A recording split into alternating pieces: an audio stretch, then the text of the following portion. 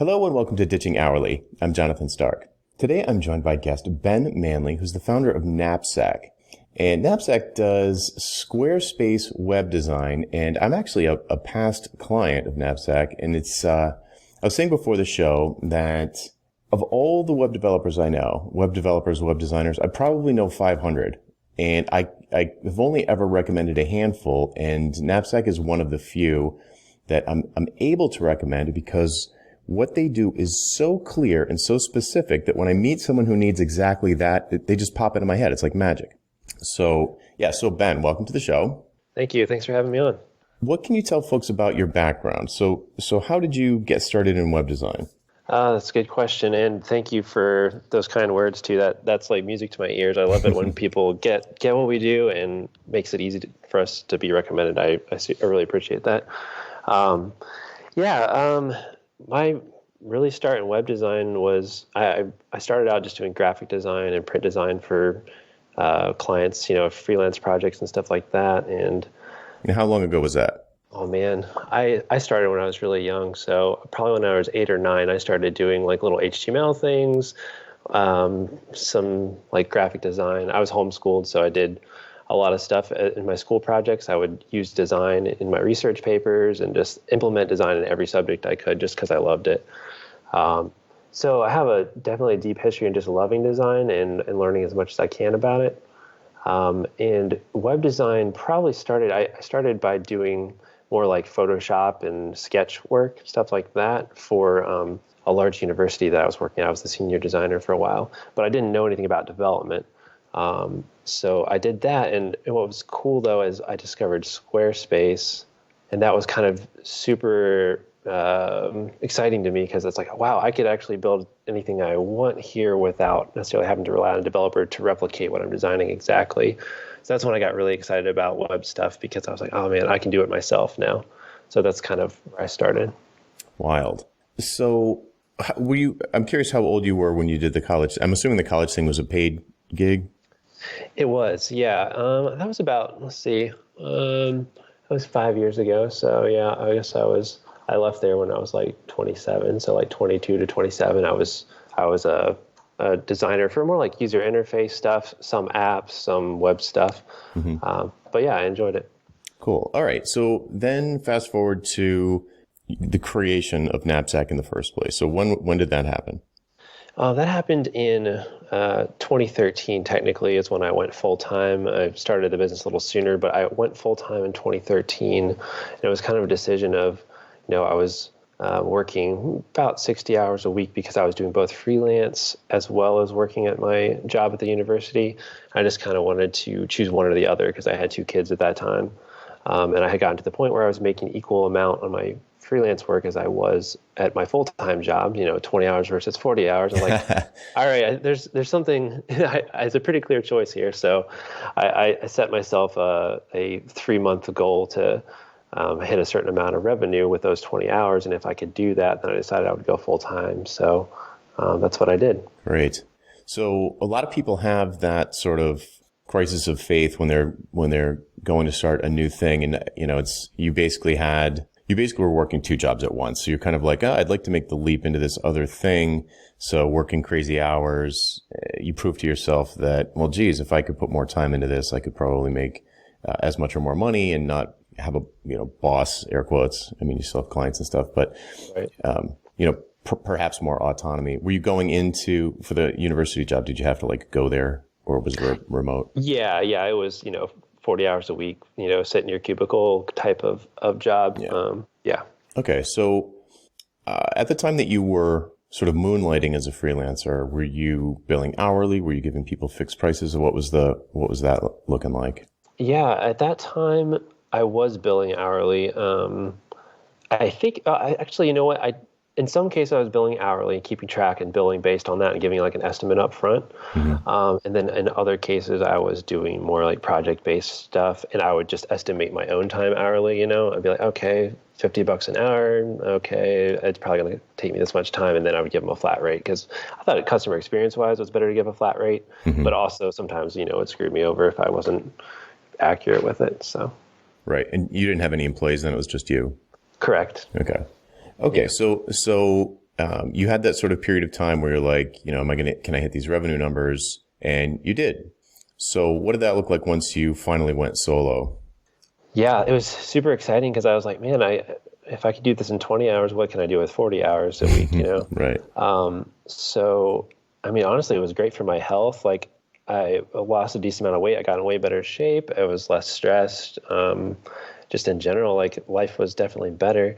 But I also, I realized that as I was getting more and more projects, like, my rate, it seemed high to me at the time, but I was like, I know that I could do more. So then I started bumping up my rate from, 50 to eventually I think I bumped it up to 100 an hour for design. I think I actually doubled it right away. I don't think I made any steps in between, but I tried that. And I didn't really tell people that my rate was changing. I just basically would quote them project wise instead of like hourly, if that makes sense. Oh, interesting. So when you did go solo, in your mind, you had an hourly rate, but you were giving people Right. sort of a time and materials price. Exactly. And did you, okay, so I got a bunch of questions there.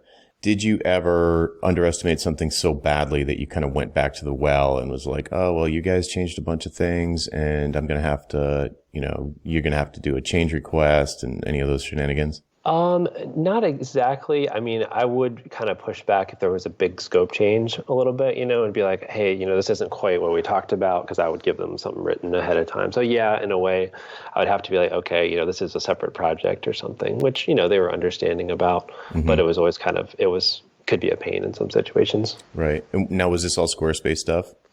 At the time I hadn't specialized 100% in Squarespace. So we were doing a lot of honestly, we even did I did interior design at one point, like stage design, like so many random things that kind of came our way that I was like, oh, this could be a fun project, Yeah. I mean, I know I could do it better, than they know how to do it, I'll give it a shot. And we did some fun stuff, but obviously, unless you specialize, you start wasting a lot of time figuring stuff out on every single project. So definitely Squarespace was our sweet spot. So it started kind of doing less graphic design, less of all the other stuff over time. Yeah, I call that like that sort of skittering across the surface. Like it's like a sugar high. It's like super fun for, Yeah. The first 10% of the project. And then it's like, oh man, this is actually hard.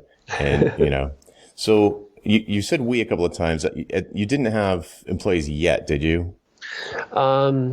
So I didn't have a full-time employee for, I think I worked full-time for about a year by myself. Mm-hmm. I did have contractors that I was working with to do portions of what we were doing. So when we started doing Squarespace, we actually used the developer platform. So I was designing stuff in Sketch and giving it to a developer to actually build out in the developer platform, which is really powerful, Squarespace. And that was kind of our approach originally. Mm-hmm. And so I did have a team. Anyway, that kind of evolved and changed later as Squarespace templates became more advanced, but that's kind of the approach we took at the time. So I just had a few contractors locally that I would, use for certain parts of the projects. And how would you, and I'm assuming they billed by the hour or no? Yes, they did. Mm-hmm. So how would you deal with that when you would give a fixed rate and then you're hiring people by the hour? I just made sure there was a good margin, right? and made sure that they were the ones estimating it and not me, because they're the expert. You know what I mean? Like that's one thing working in a big company. Sometimes somebody else is estimating your work for you and didn't get to talk to the customer. All those types of things. Right. So it wasn't perfect, but I made sure there was enough margin there that even with an error, we'd still make some profit on it. Yeah, that's an important point.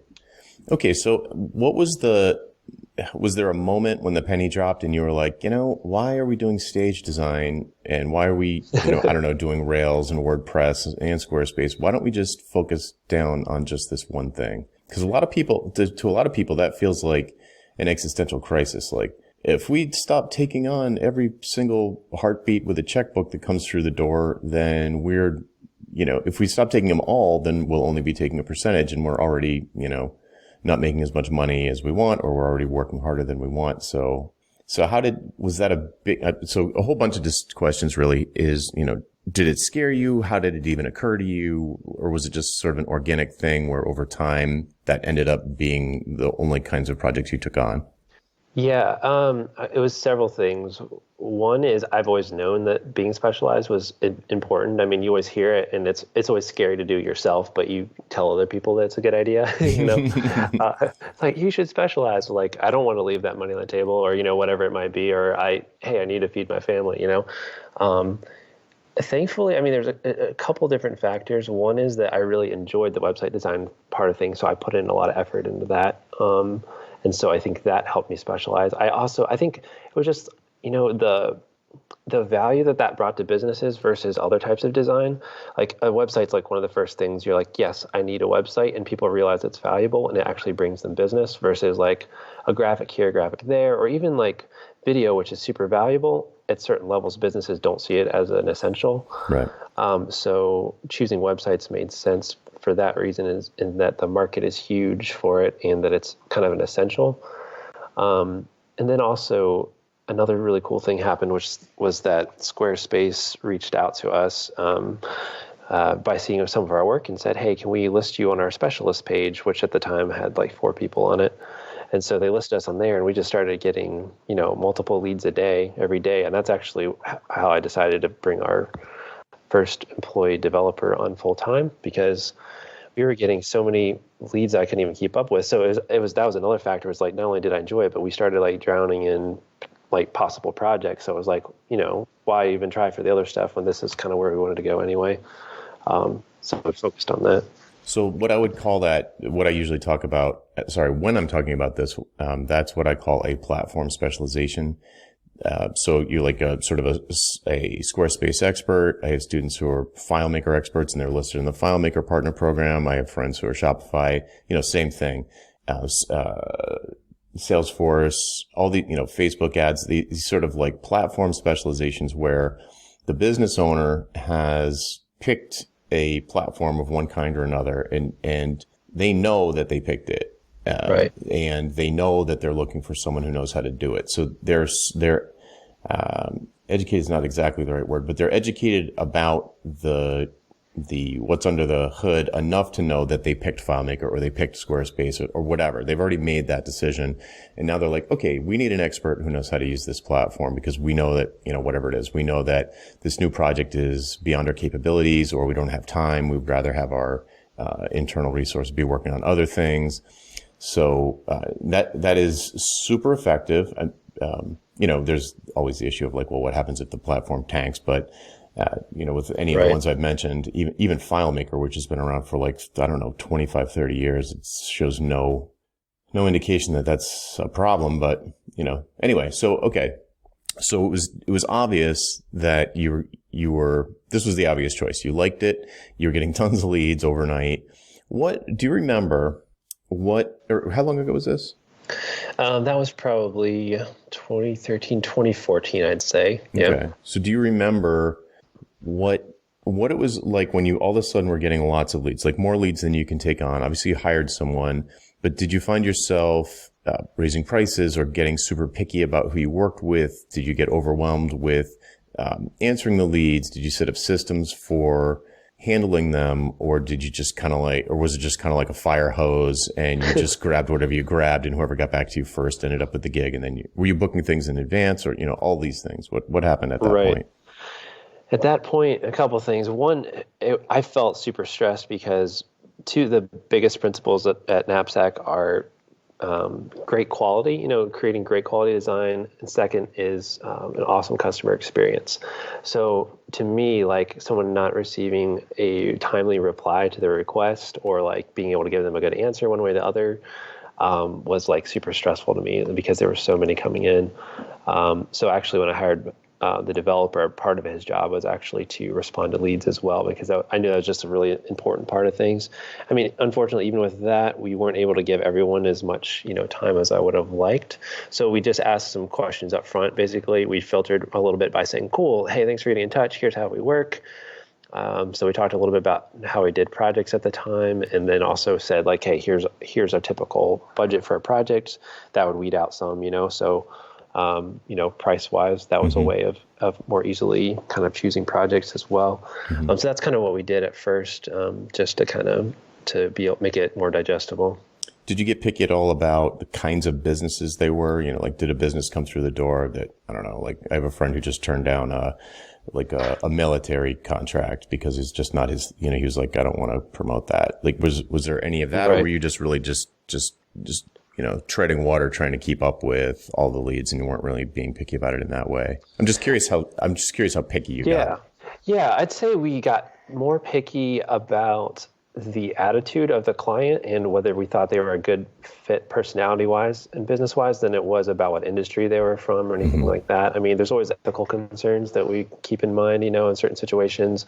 But I mean, you know, I'd say it's mostly, you know, based on, is this project going to be a good fit for Squarespace? Is it somebody we would enjoy working with? And it's something we could like do actually something we're proud of with, you know? So that was some of our criteria at the time. Cool. Okay. So once someone made it through your filter, what was the proposal process like? Did you, you know, like kind of paint the picture? Did you have a phone call? What was it like? How long did it take to put a proposal together? All that? Yeah. So back then our process was a lot different than it is now. So I had like a proposal template I would fill out, you know, take an hour or two to write that up probably most of the time. But first one of the things we implemented almost immediately is we started meeting with everyone over video chat for the first meeting. That was another thing that kind of filtered out clients too. Actually, I mean, we probably lost some people because they're like, I don't want to do video chat, you know, they want to do a phone meeting. But I don't know, for me, like phone meetings are so exhausting and video chat is great because you can kind of get to know each other a little bit more. It's more personal and you can actually like read body language. There's just so much information lost in phone calls. Everybody has to be fully engaged in a video chat, which is helpful. So we did that first. After that, we would write a proposal for them, send it over and, you know, see what they had to say. This is going to sound stupid, but what kind of questions would you ask them in that phone call? How long, or the video call, how long was it? Did you have like particular questions that you asked? You just kind of like, tell me about the project. Yeah, man, it's hard to remember back then exactly, but I think it was about 30-minute calls at the time. And I mean, we didn't go super in depth on the first call. At this time, we were doing longer projects, like probably 8-week projects and stuff like that. So it was a longer kind of process. So we would do like an initial call, and then after we kind of did a proposal, we do a more in-depth discovery call, like after that, once we kind of identified stuff. But it was more stuff like, you know, kind of really basic stuff, like what pages are you thinking of? Just from their perspective, just to get in their head of like, what are they thinking, whether we use those ideas or not. Just like, hey, like what's the purpose of this website? What pages were you thinking of including? What is some functionality that you need to have on the site so we can even tell them, hey, Squarespace is or isn't a good platform for you, stuff like that. Right. And if you're doing time and materials quotes, you also need to have some idea of the scope at that point. Exactly. So it's mostly scope-related questions, and you know, maybe getting a few examples of things that they like, so I can tell how choosy they might be. You know, like some clients have really specific tastes, which means that it's going to be more illustrations or whatever it might be. So I have to keep that in mind too. Yep. Okay. Cool. Okay. So then you would give them a proposal, and then there'd be and they would greenlight it or not. And was it basically just one price? Like here's the price. That sort of thing. Did you offer any guarantees, or were there options, or, you know, like what was that like back then? Yeah, we usually just gave out a kind of a yes or no proposal price. And then with the proposal, we'd always say in the email, you know, hey, let us know if there's anything on here that, you know, you'd like to tweak, or if you have questions about anything, and we're always open to discuss, you know, possibilities if this doesn't work for you, to kind of leave the door open, you know, if they were interested in changing something. But sure, yeah, we do pretty much just one option and keep it simple. Okay. And then they say yes, and then did you like invoice them weekly? Did they pay 100% up front? Did they pay in installments? Yeah, we did. I believe we did like thirds. So we had three. Is it thirds or did we do fourths? I can't remember exactly, but we had 3 phases for each project. It was the content phase, design phase, and development phase, which is pretty typical. And so I think we did it. Oh man, I think we did it in thirds. But anyway, it was basically a third up front, and then a third in the middle project after a certain deliverable, and then a third at the end. Mm-hmm. Okay. And you said I think about 8 weeks these would take. Yeah, it would be 8 weeks sometimes. It really depends on project, but anywhere between like 6 to 12.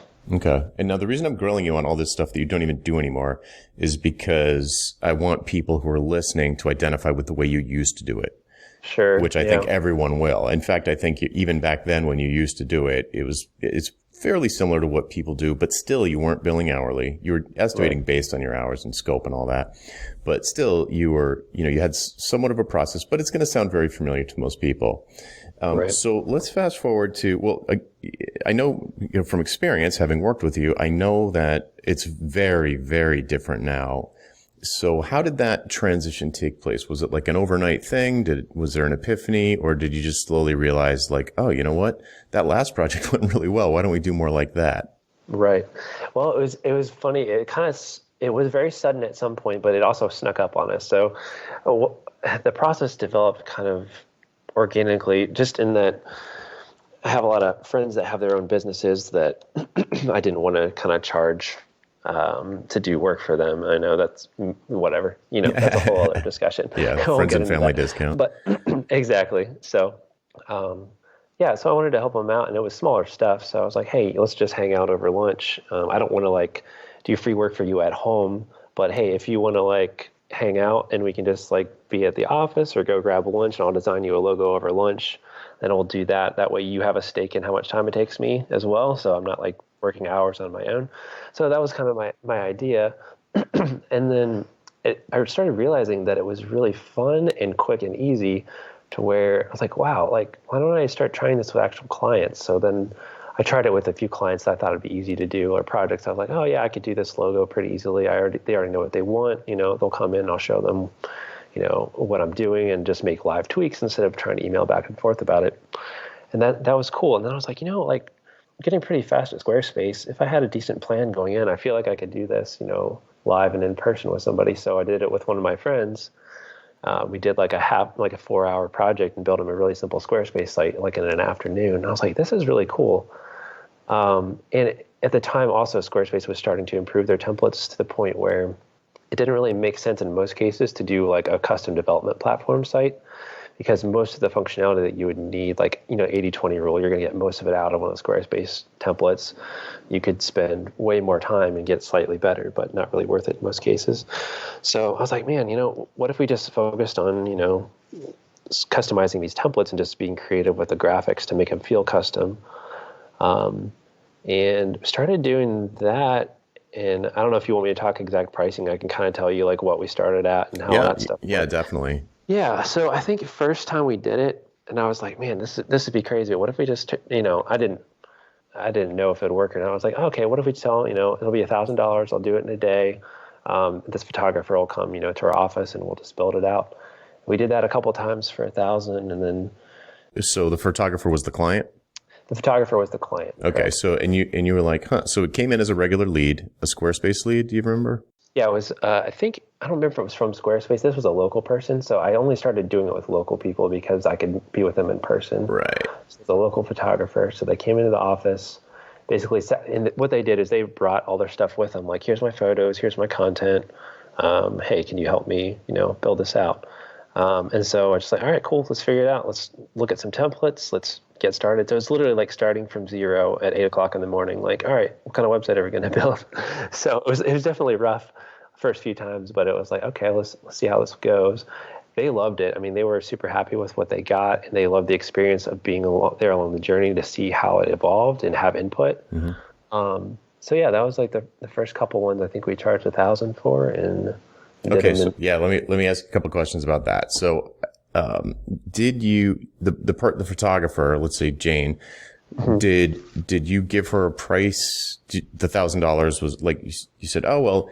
What if we try this thing? I'm trying this new thing where you just come in with your stuff and we just build it in a day. It'll be $1,000 and you can pay me when you get here, or like, how did that work? I think I did 50% up front. 50% in the morning and 50% at the end of the day. I can't remember. I think I had them pay, 50% up front to reserve the day. I'm pretty sure that's what I did. Yeah. Okay. And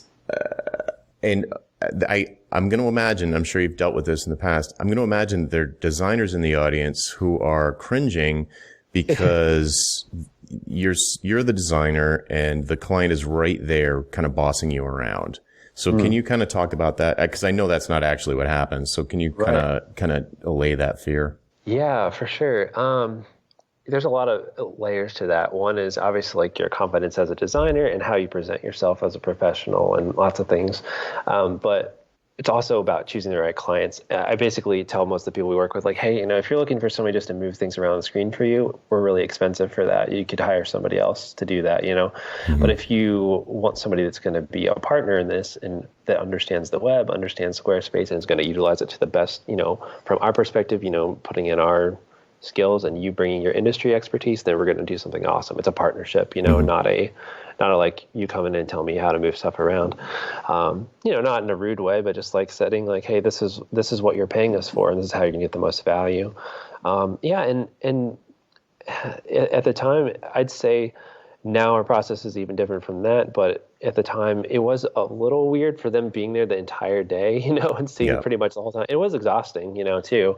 It's like working through this and talking with the client pretty much the whole day as you build it. But it was also rewarding because at the end, you got something that was cool that you liked and the client liked. But yeah, we didn't have too many problems with people, being like, hey, move this here, move that there. And the one thing that I've learned over time is just the way you ask questions to someone, how you ask for feedback, is you speak with some authority and then you also say, hey, instead of saying, what do you think about this? Like you say, like you ask for specific feedback and like, hey, would you prefer a font that's a little bit more on the professional side, or do you want to go for traditional or modern, or like what's the feel you're going for? And then I would present options like, here's some thoughts that I have on that, instead of being like, do you like this font or that font? Right. Yeah, that's great. I remember you guys did that with me and it worked perfectly. Okay. So now let's fast forward a little bit more and you were like, did a few of these, you had a few of them under your belt and you were like, oh, this was great. This is great. Like Mhm. we're getting this. I can't imagine like the sense of, I guess completion is the word I'm looking for, that comes from like, going from like 6 to 12 week long projects and email communications back and forth and trying to manage scope and get requirements and all of this stuff down to one day must have Yeah. been like just dramatic. You mentioned sort of, quality of life earlier. I Hmm. have to imagine that this was another big step up in terms of like decreased stress. Once you got out of sitting next to the person 8 hours and switch to so let's talk about the switch to the new, the process I'm familiar with or whatever you're currently doing, if it's evolved since then, and talk about the difference between, that and the previous iterations. Absolutely. Yeah. So, yeah, and to answer your question about, was it was it a slow change or a big change all at once? Well, it was slow because we were learning this over time, but I didn't really recognize it as something that I could switch to as an entire business model, right away. I just kind of knew, okay, this is kind of a good option for some smaller projects, and we weren't doing, honestly, those sites were so bare bones. Like we didn't have really many icons. We didn't have, a lot of backgrounds. It was really just kind of using Squarespace for them, not adding the layer of customization that we do now. Mm. So it's very basic. So I didn't really recognize it as a replacement for these other things at the time. But over time, it was kind of funny. We had a couple big projects. And one difficult thing with a small team and big projects is that if one customer goes off timeline, all your other projects are screwed or you're stressed out. Mm-hmm. Like the timelines all get out of whack. So that was kind of what was happening when we decided to make the switch. Like we had a couple big projects, I had a 4-person team at the time, and one of them just kind of like totally bombed. And it was like, okay, this client, decided, all right, we're going to actually, go somewhere else with this. They kind of changed their mind on it, and we didn't have any other projects lined up. And we had been slow for a while. So I was like, you know what, like this is the perfect chance. When this project is over, we're going to do our part and make sure we finish up everything we can on our end to do what's right on this. And then we're going to just go all 100% these one-day projects. And I think at that point, I think I named it the Day Pack, or maybe a little bit before that. I was like, okay, Day Pack, that's a good name for this. Our name being Knapsack, going with the whole outdoors theme and all that stuff. So all right, Day Pack's the name. We're going to go all in with this. And I definitely think, in a way, I think the team was nervous at the time, but also I think they were excited, that we were just kind of like drawing a line, like we're going to do this, or we're not. It was kind of like going off a cliff and trying to build your parachute on the way down. Yeah, yeah. So a lot of people cannot do that. Like, is there something about you that you think is just innate, or was it just, did you have enough data that you were like, this is a risk, but it's a calculated risk? Like, how risky did it feel to you? Um, Honestly, at the time, it almost was like it was the only thing that made sense. I was like, I don't want to keep doing the other way I'm doing it. It's not good enough. Like, it was almost like I didn't want, even if we could get more products, I didn't want to go back to that because I could see that there was something so much better. I guess I just believed in the idea and I knew that it would work. But yeah, it was still a risk. But I knew like, hey, usually when I come against a risk, I do the exercise of like think about what is the absolute worst thing that could happen in this situation, and then decide if I can accept it or not. And I mean, worst thing that could happen is like, hey, I go back to doing freelance on my own, or I go back and get a job. Like, what's the worst that could happen? This could change a lot of things, and I've seen what it can do for people. So the upside is huge. The risk is pretty low. So let's do it. Yeah, people have a tendency to overestimate the risk. Like even a tiny risk feels like, oh, a saber-toothed tiger is going to jump out and eat me. So, right. Okay. So take us through the current, most modern process that you do now. Sure. Yeah, I can do it from start to finish. So basically we get, a lead in, an email. We email back and forth maybe once or twice just to gather some basic information, kind of see if they're a good fit for us in general. Sometimes we include pricing information in that email. Sometimes we don't, just depending on how busy we are or how good the lead seems, it just really depends. And then basically first step is pretty simple. We set up like a 30-minute meeting with them over a video chat, kind of discuss their project, ask some similar questions to what we did before. But we probably explore their project for about 20 minutes or so, and then we explain our process basically for the next 10 minutes and how we work.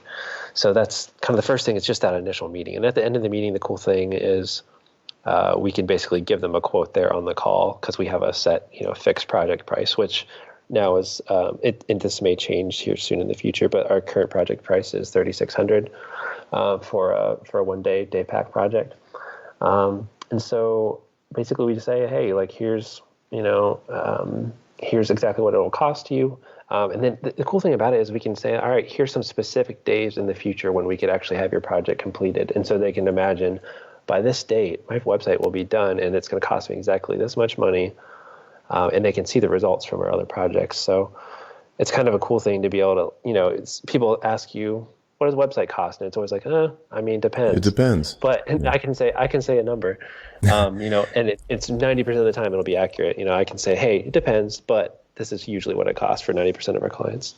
Yeah. And let me just pause there for a second, because a lot of the people listening are probably web designers and web developers who have never paid anyone to make a website for them, sort of cobbler's shoes thing. And I can, and as a former web developer, I guess I'm always a web developer at heart, but having paid someone, you guys, to build my mobile site, not jonathonstark.com, but my other, consulting website, it was like night and day. And I've hired people to do design on my site in the past, years ago in the past, and been really burned, like thousands of dollars for CSS that I threw out because it was terrible. And it took forever. And then to turn around and have this experience, like business owners cannot stand the feeling of, we don't know how much it's going to cost. Here's an estimate. We can't tell you when it's going to be done. It's the worst. And I suppose the only analogy that people might be familiar with, if they've never done that, is when you're paying someone to work on your house and they can't give you a price, they just give you an estimate, and then they start, they get to work, and then, 6 months in, they're still tracking mud through your house, and it seems like it's never going to end. And it's just the worst feeling. So it's just night and day. So, okay. So I'm imagining that your close rate is insanely high. Yeah. I don't know what it is currently, but I don't know what you consider insanely high, but I'd say, I don't know. It depends. Like maybe half the meetings we have, we do projects with, something like that. And are you still getting a lot of leads from Squarespace? Yeah, we're still getting a decent amount. We've really diversified a lot. We've really tried to focus on kind of staying in touch with our existing clients, and that's really helped with referrals and stuff like that, trying to provide more value to them over time and stuff. So a lot of referrals, but still we get some Squarespace leads, not nearly as many, just because, there's hundreds of people on that list now. But Squarespace also has featured us in other ways recently, which has been great. And that's helped as well. But yeah. Cool. Okay. So, the person, you give them a price on the video call, maybe they give you the green light, maybe they have to think about it, they get back to you. What happens after that? What happens after they pay, basically? Yeah. So they basically, they pay 50% up front, and then we send them over some information like a checklist of what to prepare. We send them a place to upload all of their files that they need to give us. And then we have a set aside date where we go ahead and meet and review all their stuff together. And this is prior to the actual site build. So it's great because this gives them a deadline ahead of time to kind of present everything to us, and leaves them about a week in between if they miss anything. And I can't tell you how much that saved us, having a deadline for the client where they're like, hey, I have to have my stuff ready. Because that's one of the, that's one of the biggest things with design or development is still waiting on the client when you're mostly done with the project to get you something that and you don't have all the information up front. So how can you do a good job if you don't know what's coming later? Yeah, like, oh, this is 10 paragraphs of content, not 3 sentences. Yeah, exactly. Totally changes everything. Yeah. So let me pause there again because I sorry to keep interrupting you, but go ahead. But this is the same process I went through, where ahead of time you're like, okay, we're going to do the build on this Thursday in the future. Before that date, by this particular date before then, you need to have a bunch of files, like text files in this Dropbox folder and any images in this other folder next to it. What happens when, and this is the question that I get whenever I talk about this and people ask me about the site, they were like, well, where did all the copy come from? And I was like, well, I had an existing site. I just basically copied it, cleaned it up, and, put it in a kind of a plain text document format from the existing site. But what do you say to people who have none of that? Or does somebody always have that somewhere, like in a brochure or pamphlet or like their Facebook profile? Or do they sometimes have to actually write all the stuff for the about page and all the stuff for the contact and the home page in advance and then get that into the folder prior to you guys working on it? It varies a lot. Some people have stuff from a pre-existing site, or they have stuff they've written in brochures, or something like that. Lots of times they don't have anything, and sometimes people will say, I really don't know what to say at all. And so, usually I'm then just happy to kind of talk them through. Here's the page that I would recommend for your type of business. Here's the types of things you probably should talk about. And I also tell them, I don't expect you to have a perfect copy, coming into this. You're not going to write as well as a copywriter would, or somebody that's involved in marketing. But if you can give us a draft of the basic information people need, then that's what we can use. And so what we do is when we're building that day, lots of times we'll add in headlines and ideas. And I don't know if you're familiar with the whole story brand framework. It's kind of like a way of looking at marketing. It's a very simplified version of marketing that can be very useful in certain situations, especially for something like this. It's basically, helping people think about their business from their customer's perspective. Yeah, you be Yoda, not Luke. Exactly. Right. Yeah, be the guide, basically. Yeah. So, and make your customer the hero. So basically, we apply some of those principles in a very lightweight way during that day and say, okay, cool. Like let's reword a few of these things to make it more customer centric. And lots of times they might have jargon in it, or I'm like, hey, you know what? Like lots of this stuff, your customers aren't going to understand. So let's reword this in a way that they'll get. And I may not do all the writing, but I'll make suggestions to them, and either they can change it afterward on designing it. And that's the beauty of it. Like after the site's designed and built, they've got it ready to go. The copy's in there, but they can go into Squarespace and change the text. Or, then at that point, I refer them to a copywriter and say, hey, you probably should have somebody clean up some of the copy here, make it more professional. And then they can do it afterward. Or if they really, really want to have it all done ahead of time, I'll refer them to like a copywriter or something and say, hey, if you want this to be perfect first time, then go to a copywriter first. But the thing is, like a website, as you know, a website's never done. So it's better to get something up and functional, and that's 90% better than it was, and then do the last 10% after that and keep tweaking the copy and making it better over time. So everybody does their homework. And they put it in the text and the text files and the images in Dropbox or wherever. And then what's the plan for the actual build day? Yeah, so then the actual build day, we actually recently implemented a new part of our process, which is kind of really helped with this. Previously, we would start 8 a.m. building with that content, grab some stuff, start pasting it into different pages and start structuring the site. But now actually we have another designer that works part-time and actually helps the day prior to that build out the basic structure and even sometimes start on styling the site and stuff like that. So basically when I come in at 8 that morning, I've got basically a draft of the site ready to go. So instead of like starting from zero at the beginning of the day, I'm starting with something that the client would probably think like, oh, cool, like my site's built, So it's kind of magical the first time we jump on the video call and they're like, oh, wait, well, like this is, how did you already do this? So they think that, so it's kind of a cool customer experience in that way. But I mean, we're technically cheating at this point by doing a little bit of work ahead of time, which obviously they don't care. They love it. But we try to do some pre-work on it that way now. Just it's a little bit for a couple of reasons. One is we can make way cooler sites now because we can spend that day really customizing it and making it awesome. And second of all, it makes the customer feel way more at ease to see what they've asked for pretty much at the beginning instead of at the end of the day, which is still cool, but it's just nice they feel at ease the rest of the day. Like, oh, you're already this far? Okay, this is going to be great. And I want my money back. They're already relaxed, and like, hey, this is going to be good. Yeah, no, I'm just kidding. I can imagine because you walk in and it's like, because there's still stress. You've written a check for $2,000 or so, and you got a referral, and we met you guys over the video call, but still you're like, oh, I hope I didn't waste my money. And then boom, you come in and like already it's like, man, it's already working. Like, not that you would stop, but it's like, geez, this is great. Like as a former boss of mine used to say, you got a lot of points on the board early in the game. Right. So it's super, super huge for the psychology of the engagement, even though it's only a day long. But, imagine in like a 6-month project, get as many points on the board as you can early, and it calms them down.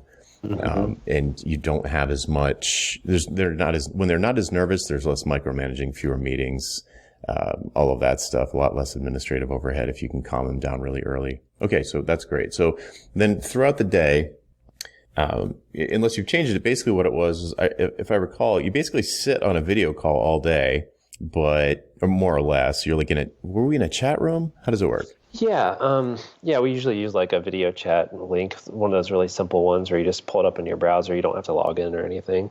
And so like I had mentioned, like we used to do like all day. It was exhausting, but like we've kind of improved it in the way that's not exhausting for the client or for us, where we usually touch base for like 15 to 30 minutes for each meeting. And there might be like 2 in the morning and like 2 or 3 in the afternoon. So a little less involvement, so the client can be doing the stuff in the background. So we're a lot more careful now to kind of take notes, not do every single change live, because they don't need to see every little thing live. But and that way it kind of saves their, some of their time. And that's kind of one thing I'm conscious of is like, how can I get this process to the point where literally the client has maybe 3 hours involvement in the whole project, but all their input is taken into consideration and the site's awesome, and they only had to spend, a few hours of their actual time on it. So that's always been a goal. I mean, my dream is that someday a client can just talk to me and then their website is exactly how they want. Not to that point yet, but yeah. We'll just wait. The AI is coming. Exactly. That's funny. So, and I can tell you from the customer's perspective, and I hope this is useful for the audience. It should be useful to the audience. I hope folks are, like recognizing how amazing this is for the customer. Like, this is so great for the customer to not have to have a huge time commitment, not weekly meetings for 6 months. Mm-hmm. It's just like, one thing I'll point out that might not be obvious is that leading up to the build day, I have not a crazy schedule, but it's a little bit hectic and things can come up at the last minute. But I took that day very seriously. Mm-hmm. For whatever reason. I was like, nope, I got to block out that day. I'm not going to have any meetings. I'm going to be available. And like you said, I think we only had 3 meetings the whole day, or maybe 4. Mm-hmm. Yeah. And they were relatively short, but I took it because the time commitment was so low compared to the outcome. I was, on an emotional level, I was like, it was fine to me to block out a day to kind of, just be available to answer anything immediately. And honestly, the customer experience is so amazing. I think the only things we really talked about were like, I remember colors. There's like one color that I was like, because the direction that I think this is also informative, hopefully. When you guys asked me about colors, I was like, and you guys asked me about colors and fonts and like, do you want it to be more professional looking or more, whatever? And I was like, I don't want to make any decisions about any of that stuff. That's why I'm hiring you guys. I just want the whole site to project trust and expensive, like trust and luxury. I want it to look expensive and trustworthy. You figured out. Right. And there was like there's just one color that I was like, I just don't like that blue, something like that. And we just like tweaked it a little bit live on the fly to a slightly different blue. And yeah, and that was like, and then at the end, and I have people, so now I don't do that business anymore. So that website's behind a password now. And the reason I didn't take it down completely is because people still ask me if they can see it for an example. That's awesome. People contact me all the time and they're like, oh, what happened to your mobile website? And I'm like, I don't do that anymore. So I took it down, and they're like, well, can I see it? And I'm like, yeah, go to this URL and use this password to log in, and you can poke around and like see the examples. But it just, so the reason I bring that up is because I want to express to people that the result that I got in an extremely short amount of time for a very fair price to me was so good that people are still contacting me to see if they can look at it to basically to copy it. And like that, that is basically like, so if anybody's thinking like, oh, well, it can't be that great, they didn't take that long, it couldn't have come out that great, or the client is so involved with the design, it probably looks like garbage. That's not the case. It comes out great. So, okay. So at the end of the day, once everything is sort of satisfied, how do you disengage? Because like you said, websites are never done. So how do you disengage? What's that sort of, what's that moment when you're like, okay, we're done here. Here are the keys. Mm-hmm. Right.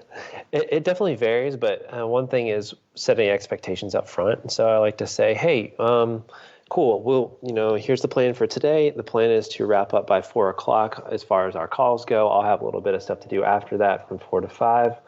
But the plan will be to let you go by 4:00, and then so let them know like, hey, our last call will probably end at this time, and then I'll do any final wrap up things that I need to kind of tweak on the site at that point. And sometimes a site will, sometimes the project will go a little longer than you expect, and so I'll let it go longer. But like you kind of said, like I set the expectation of like block out your whole day. And then surprise them with, hey, you don't have to spend quite the whole day doing it. And so then they actually feel like, oh, I have a pretty relaxing day where they're able to have more energy to make these big decisions. It's a pretty important thing. So people, I don't want them to be stressed about it. So that helps a little bit. And then also just at the end of the day, we just, like I said, we tell them expectation wise to wrap up by 4. I tell them that at the beginning of the day so they kind of know, oh, okay, I'm going to get off a little earlier than I thought. And then, just letting them know as well, like, hey, here's the things that we accomplished. And this is part of even the upfront stuff, is letting them know, you have the ability to edit copy. So let's not focus on the copy today. Let me spend all my energy giving you the most value, which is in the design, and I'll do some little copy tweaks, but let's not change all the little things that you see. That's something you can tweak later. Yep. So a lot of it comes down to being like, at the end of the day, shifting a few things to them, which I tell them up front, like, hey, by the way, like at the end of this project, since we're going to focus on the most important stuff, I'm going to always make sure the high priority is first, but we can always work on this website. So at the end of the day, we're going to finish it. And then I might have a few things that you need to do on your end. Like, hey, maybe you have team profile pages, and you have 20 team members.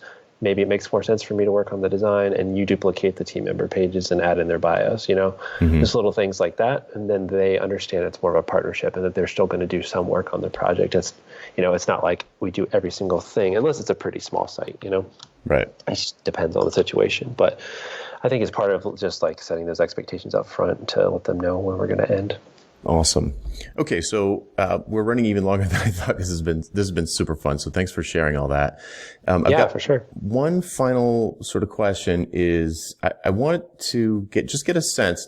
You don't have to go into real specifics, but I want to get a sense of how sort of systematic this process feels to you now. Not that you won't change it and tweak it over time, but it sounds like you have it down to a science, and there's some art to it in dealing with the customer and setting expectations. But this feels like something you could almost train it feels like you could hire another company. If you had the leads, you could hire more people and just repeat this process without, you could kind of scale up this service in a really, without sort of violating your principles of delivering great work and so on and so forth. It feels very repeatable. Or here's another way to put it. I had John Warlow on the show recently. He's the guy that wrote Built to Sell. It feels like you could actually sell this service business because it's down to such a system that it wouldn't have to be you. Like, it doesn't have to be you. It just needs to be someone who has the same sort of, that knows how to deal with clients. Yeah. Actually, I did kind of replicate myself with another designer recently. He ended up going full-time with his other business.